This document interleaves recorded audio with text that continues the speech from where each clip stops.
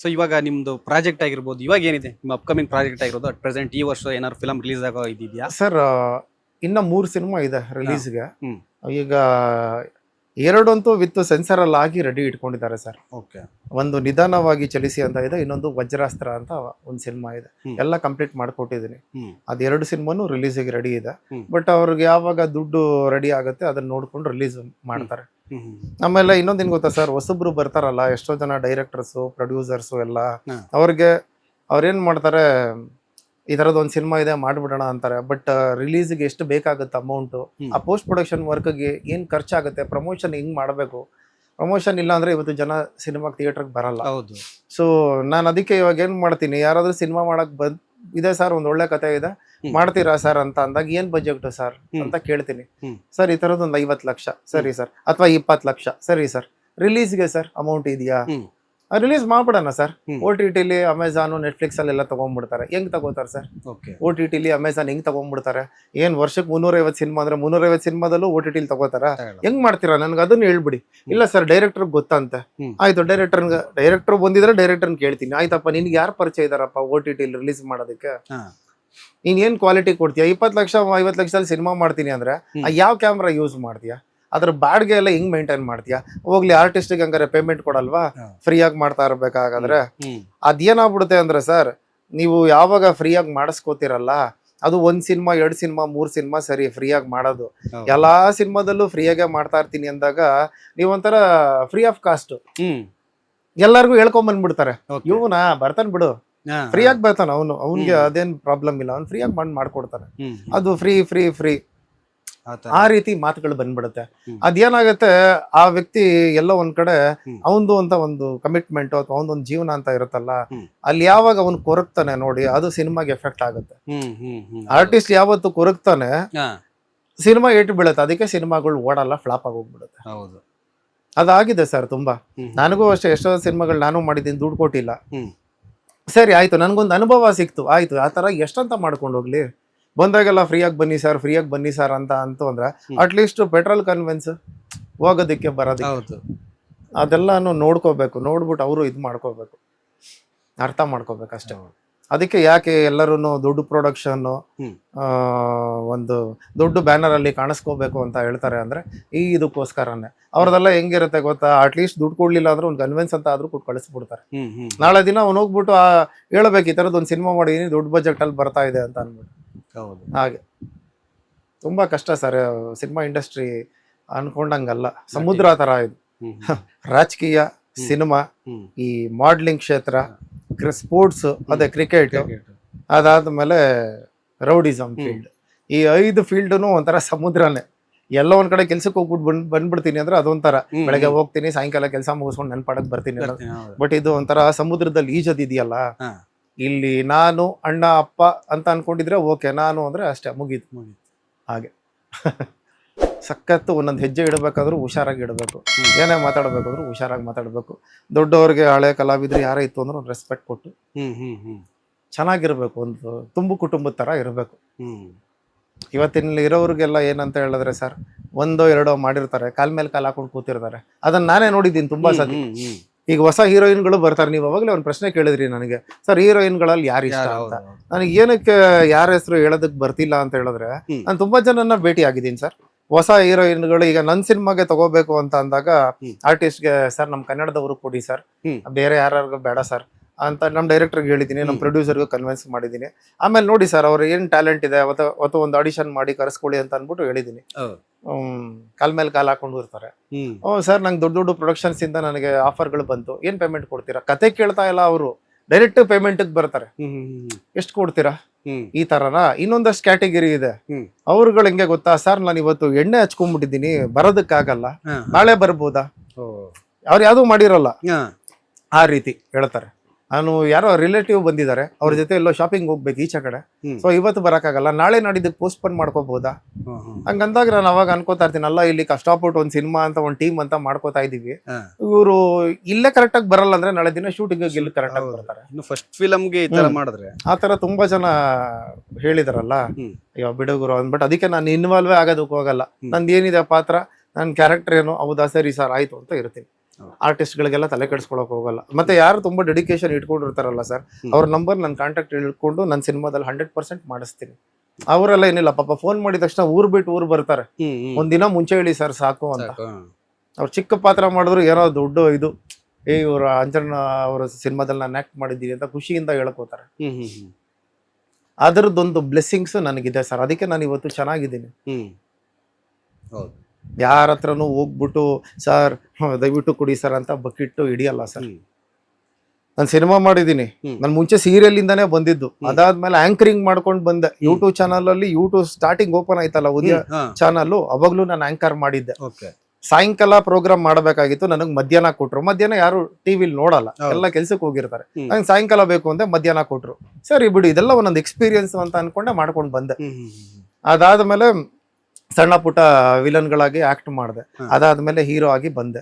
ಇವತ್ತು ಯಾರು ಏನು ಮಾತಾಡೋದಕ್ಕೆ ಹೋಗಲ್ಲ ಸರ್. ನಂದು ಅಂತ ಅನ್ಬಿಟ್ಟು ಒಂದು ರೆಸ್ಪೆಕ್ಟ್ ಅಂತ ಇದೆ, ಅದನ್ನ ಉಳಿಸ್ಕೊಂಡು ಹೋಗ್ತಾ ಇದ್ದೀನಿ ಅಷ್ಟೇ. ಅದಕ್ಕೆ ನಾನು ಎಲ್ಲೆಲ್ಲೋ ಹೋಗ್ಬಿಟ್ಟು ಕೇಳೋದಕ್ಕೆ ಹೋಗಲ್ಲ, ಸರ್ ಒಂದು ಅವಕಾಶ ಕೊಡಿ ಅಂತ. ನಾನು 5 ಸಿನಿಮಾ ಮಾಡಿರೋದೆಲ್ಲ ಅದಾಗ ಅದೇ ಬಂದಿರೋದೆ ನನಗೆ. ಯಾರೋ ಹೀರೋ ಕೈ ಕೊಟ್ಟ ನನಗೆ ಆಫರ್, ಆಮೇಲೆ ಇನ್ನೊಬ್ಬಂಗೆ ಯಾರಿಗೋ ಇಲ್ಲಿ ಸೆಟ್ಟಲ್ ಆಕ್ಟಿಂಗ್ ಬರ್ತಾ ಇಲ್ಲ ಆ ಹೀರೋಗೆ, ಅದಕ್ಕೆ ಅವ್ನು ಕ್ಯಾನ್ಸಲ್ ಮಾಡ್ಬಿಟ್ಟಿದೀನಿ, ಬೇರೆ ಯಾರಿದ್ದಾರೆ ಅಂತ ಅಂದಾಗ ನನ್ನ ಹೆಸರು ಅಲ್ಲಿ ಪ್ರಸ್ತಾಪ ಆಗುತ್ತೆ. ಇಲ್ಲ ಅಂಜನ್ ನಾವು ಒಳ್ಳೆ ಹುಡುಗ, ಸರಿ ಅವನ್ನ ಕರೆಯೋಣ ಅಂತ ಅಂದ್ಬಿಟ್ಟೆ ನನಗೆ ಆಫರ್ ಬಂದಿರೋದು. ಇದೇ ರೀತಿನ ಎಲ್ಲ ಅವರ ಕೆಲವು ಸತಿ ಮುಹೂರ್ತನೇ ಆಗೋಗ್ಬಿಟ್ಟಿರುತ್ತೆ. ಅದಾದ್ಮೇಲೆ ಕರೀತಾರೆ ನನಗೆ, ಸರ್ ಮುಹೂರ್ತ ಎಲ್ಲ ಆಗೋಯ್ತು, ಫೋಟೋ ಶೂಟು ಆಗ್ಬಿಟ್ಟಿದೆ, ಬೇಜಾರು ಮಾಡ್ಕೊಬಿಡಿ ಸರ್, ನೀವು ಬಂದು ಪಾತ್ರ ಅಭಿನಯಿಸ್ಬಿಡಿ ಸರ್ ಅಂತ. ನನಗೇನು ಕತೆ ಏನು ರೀಡಿಂಗ್ ತಗೊಂಡಿರಲ್ಲ, ಅದೇನು ಸ್ಕ್ರೀನ್ ಪ್ಲೇ ಮಾಡ್ತಾನೆ, ಏನ್ ಕತೆನೋ, ಸರಿ ಕೊಡಿ ಸರ್ ಆಯ್ತು ಅಂತಾನೆ ಮಾಡ್ಕೊಂಡು ಹೋಗ್ತಾ ಇದ್ದೀನಿ. ಬಂದಿದ್ದ ಅವಕಾಶ ಯಾವ್ದು ಬಿಟ್ಟಿಲ್ಲ ಸರ್, ವಾಪಸ್ ಕಳಿಸಿಲ್ಲ. ಕಣ್ಣಿಗೆ ಹೊತ್ಕೊಂಡು ಅಚ್ಚುಕಟ್ಟಾಗ ಅವ್ರು ಎಷ್ಟು ದಿನ ಹೇಳಿರ್ತಾರೋ, ಏನು ನನಗೆ ಕ್ಯಾರವನ್ ಬೇಕು ಅಂತ ನಾನು ಕೇಳಲ್ಲ, ಆಮೇಲೆ ಇದೇ ಫುಡ್ ಬೇಕು ಅಂತಾನು ನಾನು ಕೇಳಲ್ಲ. ಅವ್ರು ಏನ್ ಕೊಡ್ತಾರೋ ಅವ್ರ ನೆಲದ ಮೇಲೆ ಮಲ್ಕೊಂಡ್ರು ರೆಡಿ. ನಾನು ಎಲ್ಲದಕ್ಕೂ ಅಡ್ಜಸ್ಟ್ ಆಗಿ ಕಂಫರ್ಟಬಲ್ ಆಗಿ ಸಿನಿಮಾ ಮಾಡಿ ಮುಗಿಸ್ಕೊಟ್ಟಿದ್ದೀನಿ. ಹೇಳದ್ನಲ್ಲ, ಬ್ರ್ಯಾಂಡ್ ಹಾಕೋದಕ್ಕೂ ರೆಡಿ, ಕೆಳಗಡೆ ಲೋ ಕ್ವಾಲಿಟಿಲಿ ಇರೋದಕ್ಕೂ ರೆಡಿ, ಎರಡಕ್ಕೂ ರೆಡಿ ಆಗ್ಬಿಟ್ಟಿದೆ. ಸೇಮ್ ದರ್ಶನ್ ಅವ್ರ ತರ. ಹ್ಞೂ ಸರ್, ಯಾಕಂದ್ರೆ ಆ ರೀತಿ ಬಂದಾಗ್ಲೇನೆ ಅದು ಗೊತ್ತಾಗೋದು ಸರ್ ಯಾವ ರೀತಿ ಹೇಗೆ ಅಂತ. ಎಲ್ಲಾ ಸತಿನೂ ನಾನು ಒಂದೇ ತರಾನೇ ಇರ್ತೀನಿ ಅಂತ ಇರೋದಕ್ಕೂ ಆಗಲ್ಲ. ಪಾಪ ಕಮ್ಮಿ ಬಜೆಟ್ ಇರೋರು ಬರ್ತಾರೆ ಸರ್, ಒಂದು 20-15 lakhs ಅಲ್ಲಿ ಮಾಡ್ಬೇಕು ಅನ್ಕೊ, ಅದನ್ನು ಅವ್ರಿಗೂ ಮಾಡ್ಕೊಟ್ಟಿದ್ದೀನಿ. ಆಮೇಲೆ ನಂದು ಎಷ್ಟೋ ಸಿನಿಮಾ ಇನ್ನ ರಿಲೀಸೇ ಆಗಿಲ್ಲ. ಆ ಶೂಟಿಂಗ್ ಸ್ಟಾರ್ಟ್ ಆಗುತ್ತೆ, ಮಧ್ಯದಲ್ಲಿ ಇವ್ರು ಏನಾನ ಗಲಾಟೆ ಮಾಡ್ಕೊಂಡು ನಿಲ್ಲಿಸ್ಬಿಟ್ಟಿರ್ತಾರೆ. ಮತ್ತೆ ಡೈರೆಕ್ಟರ್ಗೆ ಪ್ರೊಡ್ಯೂಸರ್ಗೆ ಅಂಡರ್ಸ್ಟ್ಯಾಂಡಿಂಗೇ ಇರಲ್ಲ. ಮುಂಚೆ ಒಂದು ಸಿನಿಮಾ ಸಿಕ್ಕಿದ್ರೆ, ಒಬ್ರು ನಿರ್ಮಾಪಕರು ಸಿಕ್ಕಿದ್ರೆ ಸಾಕಪ್ಪ, ಒಂದು ನೀಟಾಗಿ ಒಂದು ಟೀಮ್ ಅಂತ ಸೆಟ್ ಮಾಡ್ಕೊಂಡು ಒಂದು ಒಳ್ಳೆ ಕಂಟೆಂಟ್ ಇರೋ ಸಿನಿಮಾ ಕೊಡಬೇಕು. ಇವಾಗ ಆ ಥರದ್ದೆಲ್ಲ ಏನೂ ಇಲ್ಲ ಸರ್. ಏನೋ ಒಂದು ಮಾಡಬೇಕು ಸಿನಿಮಾ, ಏನೋ ಒಂದು ಲೈಟಿಂಗ್ ಮಾಡಬೇಕು, ಯಾರೋ ಒಬ್ಬ ಹೀರೋ ಸಿಕ್ಕಿದ್ರೆ ಸಾಕು ಅವನ ಕೈಯಲ್ಲಿ ಮಾಡಿಸೋದು. ಅದಾದ್ಮೇಲೆ ಇವಾಗ ಅವರೇ ತಾನೆ, ಈಗ ಒಬ್ಬ ಹೀರೋ ಸಿನಿಮಾ ರಿಲೀಸ್ಗಿಂತ ಮುಂಚೆ ದಾರಿಯಲ್ಲಿ ನಾವು ಪೋಸ್ಟರ್ಗಳನ್ನ ನೋಡ್ತೀವಿ. ಫಸ್ಟ್ ಎಲ್ಲೇ ಒಂದ್ ಗಾಡಿಲಿ ಸಿಗ್ನಲ್ ಅಲ್ಲಿ ನಿಂತಿದ್ರೆ ಹಿಂಗ್ ತಿರುಗಿದ್ರು, ಓ ಯಾರು ಗುರು ಹೀರೋ ಚೆನ್ನಾಗಿದ್ದಾನೆ ನೋಡ್ಬೇಕು, ಯಾವ್ದೋ ಸಿನಿಮಾ ಟೈಟ್ಲು ಚೆನ್ನಾಗಿದೆ, ಫಸ್ಟ್ ಟೈಟ್ಲ್ ಮೇಲೆ ಹೋಗುತ್ತೆ ಕಣ್ಣು, ನೆಕ್ಸ್ಟ್ ಹೀರೋ ಮೇಲೆ ಹೋಗುತ್ತೆ. ಅದಾದ್ಮೇಲೆ ಜನ ನೆಕ್ಸ್ಟ್ ಥಿಯೇಟರ್ ಒಳಗಡೆ ಬರ್ತಾರೆ. ಅದು ಯೂಟ್ಯೂಬ್ ಅಲ್ಲಿ ಏನಾದ್ರು ಟ್ರೈಲರ್, ಟೀಸರ್, ಫಸ್ಟ್ ಲುಕ್ ಇದ್ರೆ ನೋಡ್ಕೊಂಡು ಬರ್ತಾರೆ. ಅಲ್ಲೇ ಅಪೀಲ್ ಫಸ್ಟ್ ಆಫ್ ಆಲ್ ಸರಿ ಇಲ್ಲ ಅಂತ ಅಂದಾಗ ಥಿಯೇಟರ್ಗೆ ಜನ ಬರ್ತಿಲ್ಲ ಅಂತ ಏನಕ್ಕೆ? ನನಗೂ ತುಂಬಾ ಸತಿ ಕರೆದ್ರು, ಸರ್ ಸಿನಿಮಾ ಪ್ರತಿ ಶುಕ್ರವಾರ ರಿಲೀಸ್ ಆಗುತ್ತೆ, ನೀವು ಒಂದು ಸಿನಿಮಾ ಬಂದು ನೋಡಿ ಪ್ರಮೋಷನ್ ಕೊಡಿ ಸರ್, ಈ ತರ ಒಂದು ಬೈಟ್ಸ್ ಕೊಡಿ, ಈ ತರ ಏನ್ ಪೇಮೆಂಟ್ ತಗೋತೀರಾ? ಸರ್ ದುಡ್ಡುಗೋಸ್ಕರ ಬೇಡ ಸರ್ ಮಾಡೋದು, ನಾನು ಏನಕ್ಕೆ ಬರ್ಬೇಕು ಸರ್ ಮತ್ತೆ ದುಡ್ಡುಗೋಸ್ಕರ? ಪ್ರತಿ ಶುಕ್ರವಾರ ಹಂಗಾರೆ ನನ್ಗೆ ಇದೇ ಕೆಲ್ಸನ? ಬಂದು ನೀವು ನನಗೆ ದುಡ್ಡು ಕೊಡ್ತೀರಾ, ನಾನು ಸಿನಿಮಾ ರಿವ್ಯೂ ನಾನು ಸುಮ್ನೆ ಸುಳ್ಳೇ ಹೇಳಿ ನಾನು ಬರಲ್ಲ ಸರ್, ನಾನು ಅದನ್ನ ಮಾಡೋದು ಇಲ್ಲ ಅಂತ ಹೇಳಿದೆ. ನಾನು ಅದಕ್ಕೆ ಯಾವ್ದಕ್ಕೂ ಹೋಗೇ ಇಲ್ಲ ಆ ತರದಕ್ಕೆಲ್ಲ. ಆಮೇಲೆ ತುಂಬಾ ಜನ ನನಗೆ ಇದು ಹೇಳಿದ್ರು, ಗುರು ನೀನು ಇಲ್ಲಿಗಿಂತ ತಮಿಳ್ ಫೀಲ್ಡ್ ಹೋಗ್ಬಿಡು, ಇಲ್ಲಾಂದ್ರೆ ಮಲಯಾಳಂ ಫೀಲ್ಡ್ ಹೋಗ್ಬಿಡು, ಲವ್ ಇಲ್ಲಿ ಕಿತ್ತು ಗುಡ್ಡೆ ಹಾಕೋಣ, ಇಲ್ಲಿ ಹಾಕದ್ಮೇಲೆ ಆಮೇಲೆ ಅಲ್ಲಿ ನಮ್ಮ ಹೆಸರು ಗೊತ್ತಾಗುತ್ತೆ ಆಟೋಮೆಟಿಕ್ ಆಗಿ. ನಾವ್ ಅದನ್ನ ಬಿಟ್ಟು ಅಲ್ಲೆಲ್ಲೋ ಬೇರೆ ಭಾಷೆನೇ ಗೊತ್ತಿಲ್ಲ ಅಂದಾಗ ಅಲ್ಲಿ ಹೋಗ್ಬಿಟ್ಟು ಏನ್ ಸಾಧನೆ ಮಾಡೋದು? ಅಲ್ಲಿ ಫಸ್ಟ್ ನಮ್ಮ ಏರಿಯಾದಲ್ಲಿ ಅಕ್ಕಪಕ್ಕದವ್ರು ಗೊತ್ತಾಗ್ಲಿ, ನೆಕ್ಸ್ಟ್ ಏರಿಯಾದವ್ರು ಗೊತ್ತಾಗುತ್ತೆ, ಆಮೇಲೆ ಪಕ್ಕದ ಏರಿಯಾದವ್ನಿಗೆ ಈಸಿಯಾಗಿ ಗೊತ್ತಾಗುತ್ತೆ. ನಾನು ಅದನ್ನೇ ಹೇಳೋದು ಎಲ್ಲಾರ್ಗು. ಅದಾದ್ಮೇಲೆ ಇಲ್ಲ ಸರ್ ಒಂದ್ ಕೆಲಸ ಮಾಡಿ, ಸೀರಿಯಲ್ ಟ್ರೈ ಮಾಡ್ಬಿಡಿ ಸರ್. ಎಷ್ಟೋ ಜನ ಯಾರೋ ಮಖಗಳು ಸೀರಿಯಲ್ ಅಲ್ಲಿ ಟ್ರೈ ಮಾಡೋಣ ಅಂದ್ರೆ ಇನ್ನೊಂದೇನಂದ್ರೆ ಕ್ಯಾಸ್ಟಿಸಮ್ ಸೀರಿಯಲ್ಗಳಲ್ಲಿ. ಓ ಇವನು ಬ್ರಾಹ್ಮಣ, ಇವನು ರೆಡ್ಡಿ, ಇವನು ಗೌಡ, ಈ ರೀತಿ ಎಲ್ಲ ಇದೆ ಇವಾಗ್ಲೂ. ಮುಂಚೆಯಿಂದನೂ ಇತ್ತು ಸರ್. ನಾನು ಅದಕ್ಕೆ ಇನ್ನೊಂದೇನಂದ್ರೆ, ರೀಸೆಂಟ್ ಆಗು ನನ್ನ ಕಾಲ್ ಆಕ್ಸಿಡೆಂಟ್ ಆಗಿತ್ತಲ್ಲ, ರೀಸೆಂಟ್ ಆಗು ಒಂದಷ್ಟು ಜನ ಹೇಳ್ಬಿಟ್ರು, ನೀನು ಒಂದ್ 6-7 ತಿಂಗಳಿಂದನೂ ಮನೇಲೇ ಇದೆಯಾ ಬೆಡ್ ರೆಸ್ಟ್ ಅಲ್ಲಿ, ಇವಾಗ ಹೆಂಗೆ ವಾಕ್ ಮಾಡ್ತೀಯ ಅಂದ್ರು. ಎಲ್ಲ ಒಂದ್ ಚಿಕ್ಕ ಹೆಜ್ಜೆ ಹಿಡ್ಕೊಂಡು, ಅದು ಬೈಕ್ ಓಡ್ಸಕ್ ಆಗಲ್ಲ, ಹೋಂಡಾ ಆಕ್ಟಿವ್ ಹಂಗ ಓಡಿಸ್ಕೋತೀನಿ ಅಂತ ಹೇಳ್ದೆ. ಅದಕ್ಕೆ ಅಟ್ಲೀಸ್ಟ್ ಸೀರಿಯಲ್ ಏನೋ ಆಡಿಷನ್ ನಡೀತಾ ಇದೆ, ಒಂದ್ ಟ್ರೈ ಮಾಡು ಹೋಗು ಅಂದ್ರು. 2-3 ಹೊಸ ಸೀರಿಯಲ್ ಸರ್, ಕಲರ್ಸ್ ಕನ್ನಡ ಸೀರಿಯಲ್ಗೆ ಹೋಗಿದ್ದೆ ರೀಸೆಂಟ್ ಆಗಿ, ಒಂದು 2-3 ಮಂತ್ಸ್ ಬ್ಯಾಕ್. ಆಡಿಷನ್ನು ಕೊಟ್ಟೆ. ಅದಾದ್ಮೇಲೆ ಸರಿ ಪಾಪ ಹೇಳ್ತೀವಿ, ಸರಿ ಫಸ್ಟ್ ರೌಂಡ್, ಸೆಕೆಂಡ್ ರೌಂಡ್ ಕರೆದ್ರು, ಮತ್ತೆ ಥರ್ಡ್ ರೌಂಡ್ ಕರೆದ್ರು, 4th ರೌಂಡ್ಗೆ ಪ್ರೋಮೋ ಶೂಟ್ ಅಲ್ಲಿ ಕರೀಲಿಲ್ಲ. ಅಲ್ಲಿ ಏನಕ್ಕೆ ಅಂದ್ರೆ ಅವಾಗ ಇದನ್ನ ನೋಡ್ತಾರೆ, ಯಾವ ಕ್ಯಾಸ್ಟ್, ಅದಾದ್ಮೇಲೆ ಇವನ್ ಬ್ಯಾಕ್ ಗ್ರೌಂಡ್ ಏನು ಯಾವ ರೀತಿ ಇದೆ. ಅಂದ್ರೆ ನಾನ್ ಸಿನಿಮಾ ಫೀಲ್ಡ್ ಅಲ್ಲಿ ಇದೀನಿ ಅಂತ ಅನ್ಬಿಟ್ಟು ಸೀರಿಯಲ್ ಅವ್ರು ತಗೊಳಲ್ಲ, ಸೀರಿಯಲ್ ಅಲ್ಲಿ ಮಾಡೋರು ಸಿನಿಮಾ ಫೀಲ್ಡ್ ಅಲ್ಲಿ ತಗೊಳಲ್ಲ, ಕಮ್ಮಿ, ತುಂಬಾ ರೇರ್. ಸೀರಿಯಲ್ಗೂ ಟ್ರೈ ಮಾಡ್ಬಿಟ್ಟೆ, ಯಾಕೆ ಅವಕಾಶ ಸಿಗ್ಲಿಲ್ಲ ಸೀರಿಯಲ್ ಅಲ್ಲಿ. ಅಲ್ಲೊಂಥರ ರಾಜಕೀಯ, ಅಲ್ಲೊಂಥರ ಪಾಲಿಟಿಕ್ಸ್ ಸೀರಿಯಲ್ ಅಲ್ಲಿ. ನಮ್ ಕಾಸ್ಟ್ಯೂಮ್ಗಳನ್ನ ನಾವೇ ತಗೋಬೇಕು, ಏನ್ ಹುಡ್ಕೊಂಬರೋದು ಯಾವಾಗ ಕಾಸ್ಟ್ಯೂಮು. ಆಮೇಲೆ ಆ ಪಾತ್ರ ಹೆಂಗಿರುತ್ತೆ ಅಂತ ಫಸ್ಟ್ ಅವ್ರೇನು ಹೇಳಿರಲ್ವಲ್ಲ ಯಾವ ತರ ಬರುತ್ತೆ ಅಂತ. ಬರೀ ಬ್ಲೇಸರ್ ಅಂದ್ರೆ ಎಷ್ಟು ಬ್ಲೇಸರ್ ಅಂತ ತಗೊಂಡು ಇಟ್ಕೊಳ್ಳೋದು, ಹೌದು. ಅದಕ್ಕೆ ಸಾಕಾಗಲ್ಲ ಸರ್. ಮಾಮೂಲಿ ಒಂದು ಟೀ ಶರ್ಟೇನೆ ಇಷ್ಟು ಪ್ರೈಸ್ ಇದೆ, 32,000 ರೂಪಾಯಿ ಅಂತ ಅಂದ್ರೆ ಇನ್ನ ಇವ್ರು ಹೇಳೋದನ್ನ ಎಲ್ಲಿ ಹುಡ್ಕೊಂಡು ತಗೊಂಡ್ಬರೋಣ ಅದನ್ನ. ಅದಕ್ಕೆ ಅಂತ ಕಾಸ್ಟ್ಯೂಮ್ ಡಿಸೈನರ್ ಇರಬೇಕು. ಹೌದು, ಅವರು ಅಂತ ದುಡ್ಡು ಪ್ರೊಡಕ್ಷನ್ ಮಾಡ್ತಾರೆ ಅಂತ ಹೇಳಿದ್ರೆ ಕಾಸ್ಟ್ಯೂಮ್ ಅವರೇ ಕೊಡ್ಬೋದಲ್ಲ ಆರ್ಟಿಸ್ಟ್ಗೆ.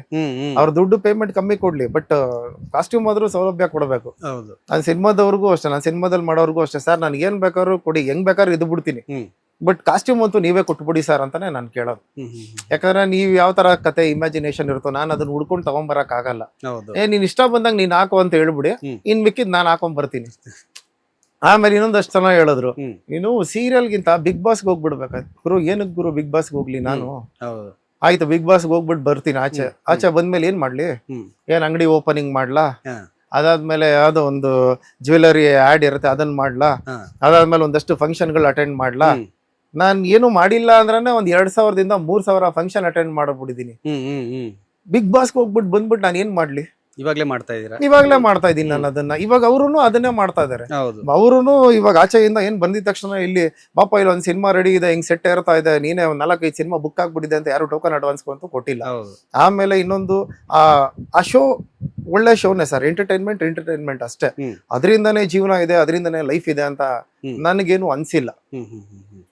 ಯಾಕಂದ್ರೆ ನಾನು ಅದನ್ನು ನೋಡ್ಬಿಟ್ಟಿದೀನಿ, ಅದನ್ನು ಟ್ರೈ ಮಾಡು ಅಂತ ಹೇಳೋದು. ಸರಿ ಅದನ್ನು ಮಾಡ್ಬಿಟ್ಟಿದೀನಿ. ಅಲ್ಲಿ ಏನಂದ್ರೆ ಒಳಗಡೆನೆ ಬೇರೆ ಬೇರೆ ತರ ರಾಜಕೀಯಗಳು ನಡೆಯುತ್ತೆ. ಸೊ ಹಂಗಾಗಿ ನನಗೆ ಅಲ್ಲಿ ಹೋಗೋದಕ್ಕೂ ಇಷ್ಟ ಇಲ್ಲ. ನಾನು ಸ್ವಂತವಾಗಿ ನಾನು ಏನ್ ಮಾಡ್ಬೇಕು, ನನ್ನ ಟೈಮ್ ಯಾವಾಗ ಬರುತ್ತೋ ಅದು ಅವಾಗ್ಲೇನೆ ಸಾಧ್ಯ ಮಾಡೋದಕ್ಕೆ. ಅಲ್ಲಿವರೆಗೂ ಅಕ್ಕಪಕ್ಕದವ್ರು ಏನೇ ಹೇಳಿದ್ರು ನೀನ್ ಇದನ್ನ ಟ್ರೈ ಮಾಡ್ಬೇಕಾಯ್ತು, ಅದನ್ನ ಮಾಡ್ಬೇಕಾಯ್ತು, ಇದನ್ನ ಮಾಡ್ಬೇಕಾಯ್ತು ಅಂದ್ರೆ ನಮ್ಮ ಅಪ್ರಾಣಗೂ ಆಗಲ್ಲ. ಭಗವಂತ ಹೇಳ್ತೀವಲ್ಲ ಸರ್, ಅಕ್ಕಿ ಕಾಳ ಮೇಲೆ ಬರ್ದು ಕಳಿಸ್ಬಿಟ್ಟಿರ್ತಾನೆ, ಇದು ನಿನಗೆ ಸೇರುತ್ತೆ ಅನ್ನ, ಇದು ನೀನೇ ತಿನ್ನಬೇಕು ಅಂತ. ಅದು ಅವಾಗ್ಲೇನೆ ಸಾಧ್ಯ. ನೀವೆಂತ ಮೂಲೆಯಲ್ಲಿ ಒಳಗಡೆ ಮನೇಲಿ ಇದ್ರೂ ಅಟ್ಟಿಸ್ಕೊಂಡ್ ಬರುತ್ತೆ. ಲೇಟೆಸ್ಟ್ ಹಾಗೂ ಇಂಟ್ರೆಸ್ಟಿಂಗ್ ಸುದ್ದಿಗಳಿಗಾಗಿ ಬಾಸ್ ಟಿವಿ ಕನ್ನಡ ಚಾನೆಲ್ನ ಸಬ್ಸ್ಕ್ರೈಬ್ ಮಾಡಿ, ಹಾಗೆಯೇ ಬೆಲ್ ಐಕಾನ್ ಪ್ರೆಸ್ ಮಾಡಿ. ಇದರ ಜೊತೆಗೆ ಫೇಸ್ಬುಕ್, ಇನ್ಸ್ಟಾಗ್ರಾಮ್, ಎಕ್ಸ್ ನಲ್ಲೂ ಮಿಸ್ ಮಾಡದೆ ಫಾಲೋ ಮಾಡಿ.